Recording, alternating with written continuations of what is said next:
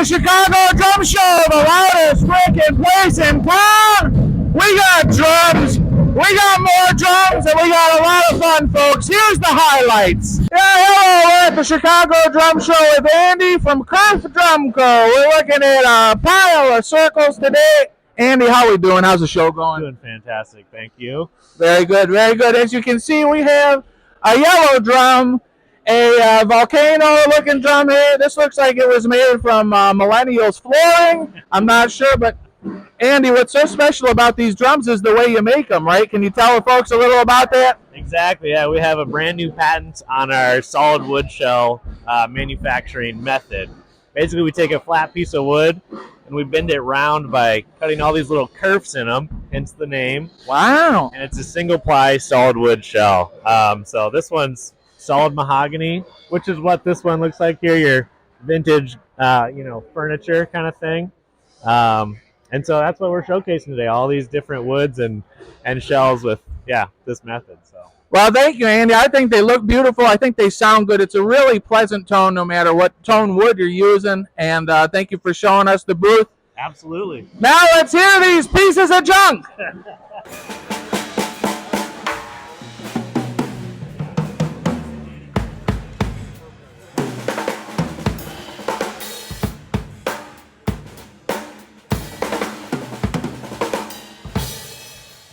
Yeah, hello, I'm here with a real-life British guy. Now, I also heard you're the guy who invented Brexit. Is that correct? I hope not. I hope not either. Here we are with another Tim in the drum world, Tim Roberts, who's making some of the most exciting independent cymbals, in my opinion, right now.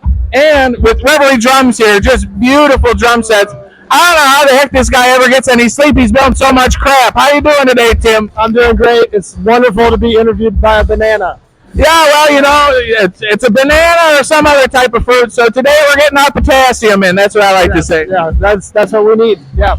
So Tim, now yesterday I asked this guy, I said, where the heck did you learn how to make your cymbals? And he says, it's just trial and error. What the heck is that? Now, Tim, seriously, what is the approach you take to cymbal making? Because I really do enjoy a lot of the tones that you're creating right now. Thanks. Yeah, it is trial and error. It's like taking blanks, ruining them, learning a little bit, doing a little better the next time, and then you do it a couple hundred times, and you start to go, okay, I get it. And then from there So you lose about $10,000 up front, and hopefully you make about $5,000 on the back end. And yes. Yeah, there's a lot of debt. A lot of debt is involved. That's a good business model. Yes.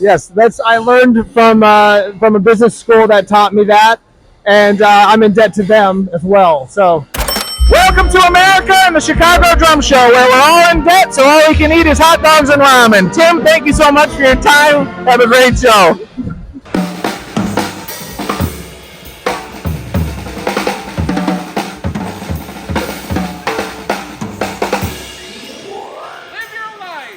And we're back with Ryan from Boulder Percussion, all the way from Canada. Ryan, how you doing? Not too bad, man. Not too bad. And you know what? I love everything we're doing here in the booth. We got, if you don't want to have a pet in the house because it's a mess, just get a freaking goat head, put it on your bass drum. It's going to look good, and it sounds as good as it looks. Ryan, I mean, you source, your skins from around the world, and then you take them and you create these beautiful works of art. Like, what is the one thing that you want people to take away from your work here? They look good, but they sound better. Well, and then that's what it really is, something that when I first got the first pair of tom heads that I got from you, you were like, try them on the resonance side, try them on the resonance side. Well, you pay so much money for these drum heads, you want to hit them. So I put them on the batter side. But now we've got high resos on this 10 and 12 here, and I am just so surprised at how musical they make the drum sound. Pairing, we have Evans Onyx on top, and then the Bova's on the bottom, and man, it sounds awesome. Oh, yeah, you get all the warmth and the tone from the hide on the bottom, and then lay into the plastic with no regret. Yeah, well, I got no regrets with any of my Bova percussion purchases, and folks, check this stuff out. It's worth a try. And not only does it look good, it sounds great live in the studio, in the living room. Whatever you're going to drum in, this is the stuff you need. So, Ryan, thank you so much for your time. No, thank you, man.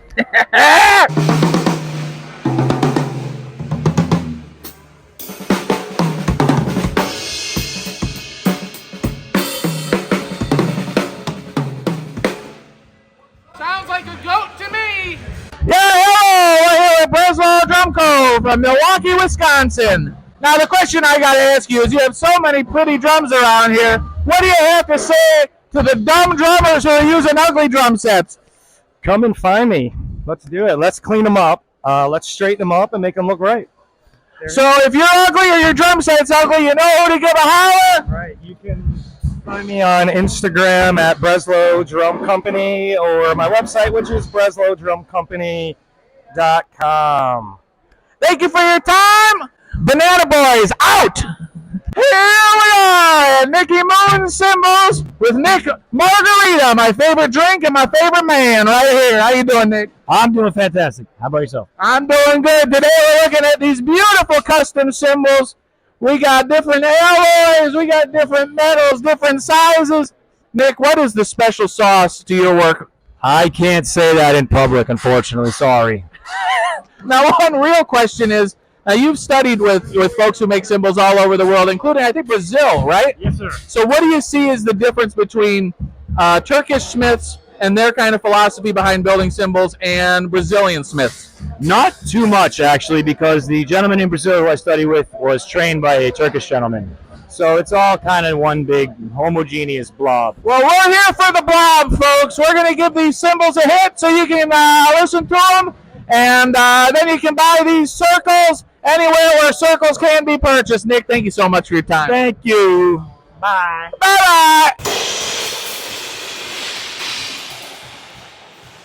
Here we are at Whale City Percussion. Now, the first question I have here for you is, are these drums in fact made of whales, one of my favorite mammals? They're definitely made of whales. It's hard sourcing the whales, but we made it happen. Well, thank God for whale hunters in the world today. We're keeping them in business, folks. But what is really cool is there's some beautiful stave designs here. And what's really wonderful is the attention to detail in the shells. We're adding re-rings into the stave shell so that these things last not just for a decade, but for several decades. So I really do appreciate the attention to detail that you have going into these drums. Well, thanks a lot. I appreciate that. And you come from a punk background. You're not just a builder, but you're a wonderful drummer, too, who has some really prolific work. So how do you think that background informs the way that you're building today? I think being a drummer, actually, I get to kind of test everything out and see what works. And I can bring it on the road and beat the crap out of it and see if it holds up and whatnot. So I think it helps. So not only a builder, but someone who can beat the crap out of his builds, too. Very cool. Dude, thank you so much for your time. We're at the Chicago Drum Show. We're having fun and we're rolling in drums, baby. Here we are with Mike Mangiello, the Italian stallion from Philadelphia. How are you doing, Mike? I'm doing great, man. That's great. We got a huge selection of cymbals here today. Beautiful works of art from the man himself. Now, what's so interesting is I've heard Mangiello is, I heard that's German actually for jello, and I've heard that your patina process is you just throw all these pies into a vat of jello. Is that correct? That is absolutely 100% correct. Now, what is your favorite flavor to use in this process? Lime green. Lime green jello, folks. Now, you can take whatever cymbals you got, throw them in a vat of lime green jello, and they're going to sound just as good as all these freaking things. Mike, thank you so much for your time. Thank you, man. All right, and we're back here with Scott McPherson, McPherson Goods Tackle Instrument Company, and I just made the man go deaf. Scott, how you doing today? Okay. He can't even deal with the banana microphone. I don't know. He's got a banana phobia. Now, what I love about Scott's work is not only does it mean that he's creating these beautiful bags, beautiful instruments. We got Dragonfly Boys over here, but also he's a huge collector. This guy's a collector. He doesn't like to hear that, but he is.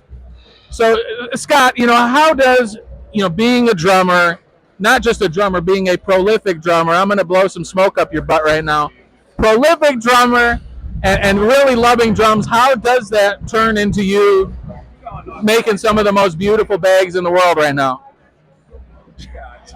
Great answer. Scott's one of my favorite people to interview because he's really good at this, So, Scott, thank you so much for your time today. I'm getting the hell out of here.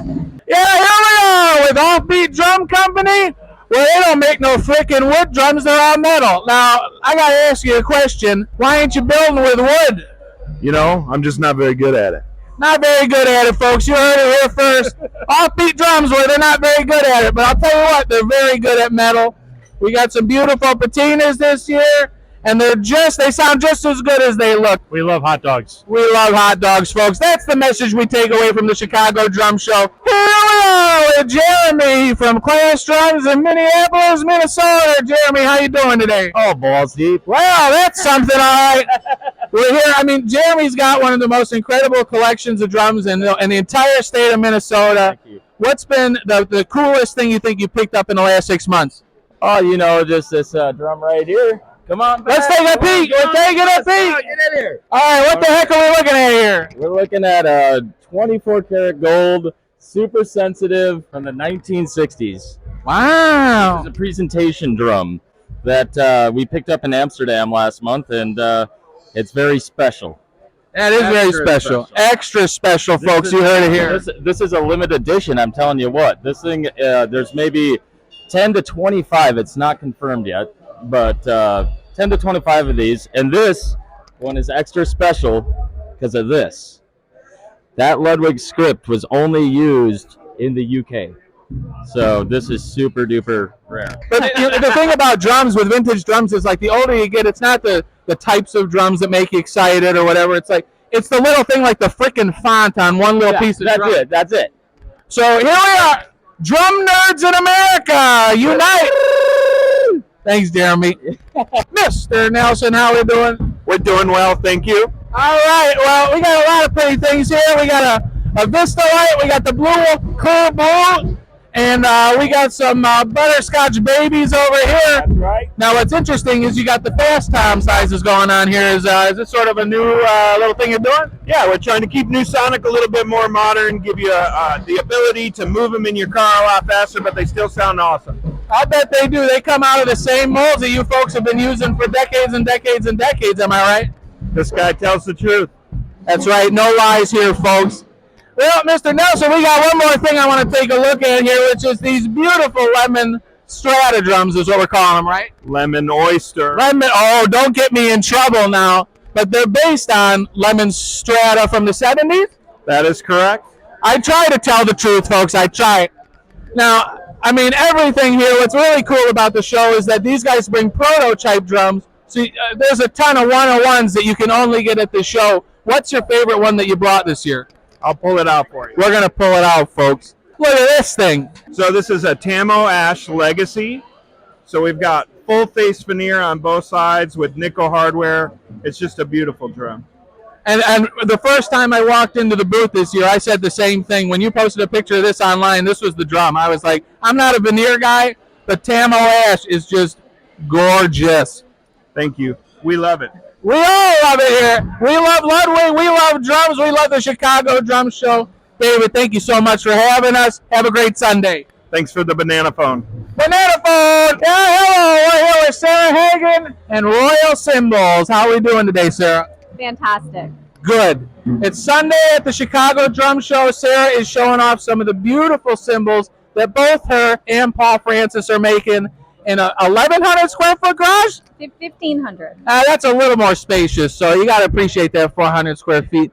Sarah, what has been the most rewarding or most exciting part about making cymbals now? Really, the most rewarding part is making sounds that drummers are loving. That's been awesome. Well, and you know that. I mean, you've been working with drummers for decades now, so I know you're making some killer cymbals. I hit them yesterday.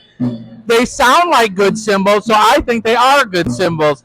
Sarah, I appreciate you letting us take a peek at the booth here. We're going to smack some cymbals, and then I'm going to go take a nap. Thank you for coming. Here we are with Chris Hawthorne Drum Shop in Pittsburgh. How we doing, Chris? All right. He's doing all right. Chris actually invented the fastest drum rolling machine in the world. Let's give it a listen.